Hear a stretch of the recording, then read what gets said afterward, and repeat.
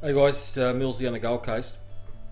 Haven't done a video for a while. I've been busy rolling out, well, getting things organised with that brick and my own work, and I've had a bit of that lately, so that's good. Shout out to the Perth boys. I know you're a bit slow over there at the moment. Don't be scared to pack up the ute and head to the East Coast for a couple of months if you need to. The boys over here will up and down the East Coast have got a bit going on, so I know they'll be happy to give you a hand for a while.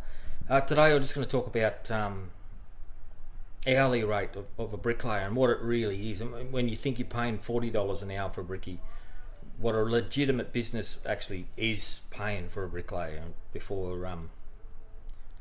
they're actually starting to earn.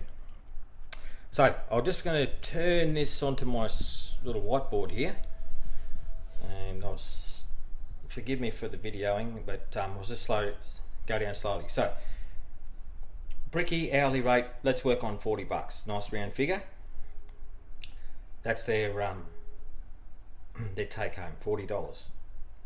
They've got to pay their own tax out of that and so on, generally, when they're subcontracted, of course. Now, we'll start to add things onto it. We move down to super.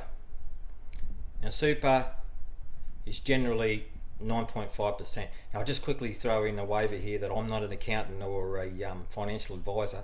I'm just giving you a bit of a breakdown as to what I think a brickie really costs your business. So don't hold me to it, but it's a bit of a guide. So you get to $44 there. 10% of 40 is $4. That's a nice round figure. Now we're moving down to work cover. Work cover, to my knowledge, used to be 7%. I have to check on that on my policy, but 7% of 40 is a little bit under $3. So I've just rounded up to $3. So we get up to $47. Now, I generally add the labourers costs onto the cost of the brickie. Now let's say you've got a 3-in-1, then that brickie's responsible for a third of a labourer's cost. Let's say they're on $30 an hour. He's got to cover $10 an hour to cover that labourer. So that's a bit of a jump there, straight up to 57. All right. What have I got here? Now that's right. Fixed costs. Now these are the costs that you have whether or not you're working or not. You'll have plenty more than this, but this is just a little bit of a guide. Sorry about this video. I'm just trying to work this out. Right, so your vehicle costs, generally your tyres, your rego, your maintenance, your depreciation on your vehicle, these types of things. Really, that's $100 a day you've got to add on to that. $100 a day onto your business. Because if you bought, for example, a ute for $30,000, well, it ain't going to be worth $30,000 in 12 months, I'll tell you that. You're depreciating very quickly, and that's a loss. You can claw it back on your taxes, but it is a loss. Just vehicle cost. Tyres, look, 12 months if you're lucky, you're up for another set. Our vehicle's normally about $1,500 for a light truck set of tyres, or maybe a bit less. That starts to, if you transfer that down to hourly rate, the individual guy, it kicks him up to $61 an hour to cover his third of your vehicle running expenses, your trailers and so on. Now, just give me a second.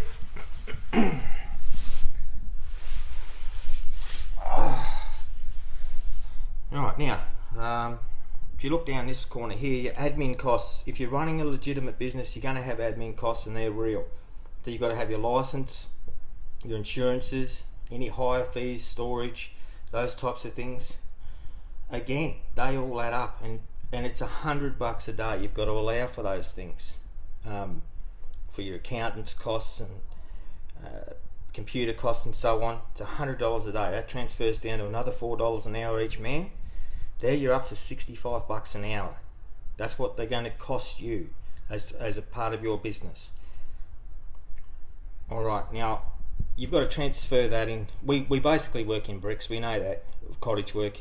So you've got to relate that $65 to bricks. You've got to try to, if you look at it at $1 a brick, that's 65 bricks an hour.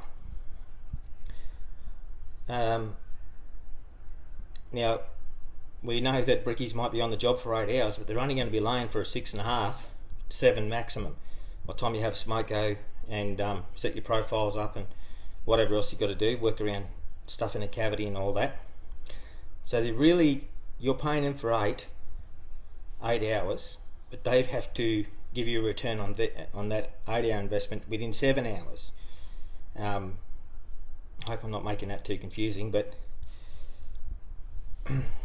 if you start to transfer that into bricks going in per day, I've asked around. I haven't done any cottage work for a couple of years, but face work, I wouldn't think that a brickie's laying any more than, I think, 400 a day of good face bricks.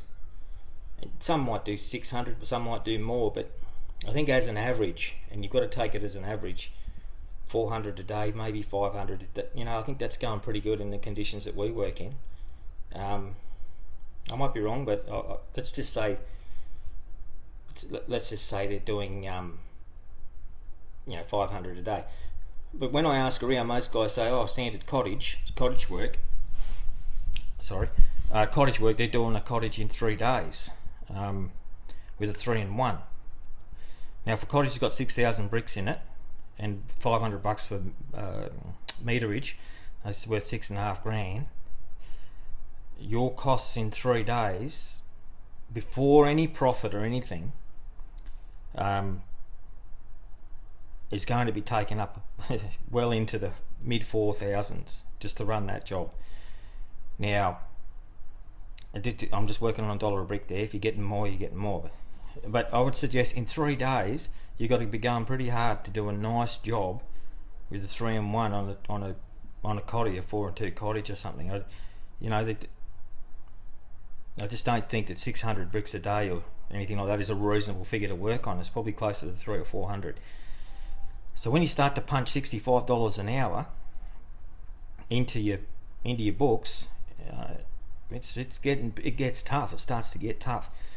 And now you must make a profit in any business. If you're not making a profit, you can't improve. You can't buy better vehicles. You can't get better equipment. But you don't. Most brickies don't work in profit margins. They're thinking about bricks going in, and that, as I said there, there's a reason for that. But with those costs, if they're saying $65 an hour, you want to be, if legitimate business has to make a profit of, again, I'm not an accountant, but 15 to 20%, I would have thought is reasonable. That's certainly what I try to get. Again, if you don't have the profit, you're not going to grow. If you don't have the profit, you don't have any room to make the mistakes, which will happen every bloody day. I haven't learnt this in 5 minutes. I went around for years working for nothing before I realised I was working for nothing. I was just lucky that I was a bit older and had a few dollars behind me. But I'm making these videos for young guys who aren't going to have anything behind them when they start out. And, you've got to know the real costs, and it's just not worth cutting any of these corners.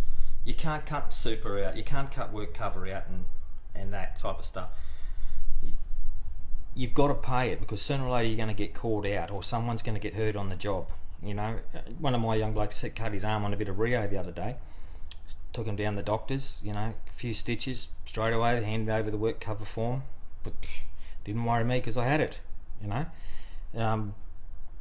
You gotta do that stuff, guys. It takes the stress out of it. In work covers, about 7% of your wages. You can get a minimum policy for a few $100s if you're just sort of getting guys in and out every now and again. But be careful with that.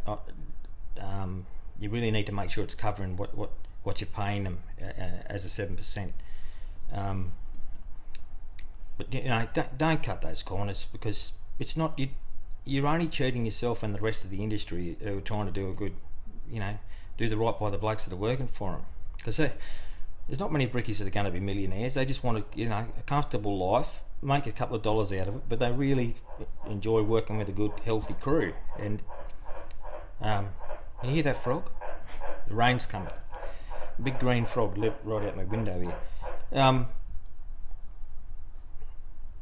So just bear in mind, when the boss is maybe jumping up and down, carrying on a bit about the bricks not going in, you've got to be laying 65 odd bricks an hour before he's making $1, and he's investing in you, so you know you've got to put a bit of return on his investment. Anyway, I'm going to punch out a few more videos over the coming weeks about profit margins and that type of stuff, because I really think we got to get our act together in that regard, and all of us do. And there's a lot of guys who know a lot more about it than what I do, and as I roll our brick out, there'll be a lot of videos about that type of stuff and support for you kicking off in your business. Well, that's what I really want to do anyway. I mean, I don't need to do this for any other reason that I want to help you. You know, it's not motivated by anything else. You know, I've got a comfortable little business going myself. But if we offer the mentality of what will keep my secrets, well then we're on a sinking ship, and we can see that around us. So that's the purpose behind them anyway. Yeah, so have a good weekend, guys, or what's left of it, and just bear those things in mind. $65, that's really what the boss is paying you to run the business and provide the environment for you to have the job. So you know, and when you're starting out in your own business, and when you're only really clearing, like I'll just demonstrate later on a little cottage, you're only going to be clearing $1,000's profit each job.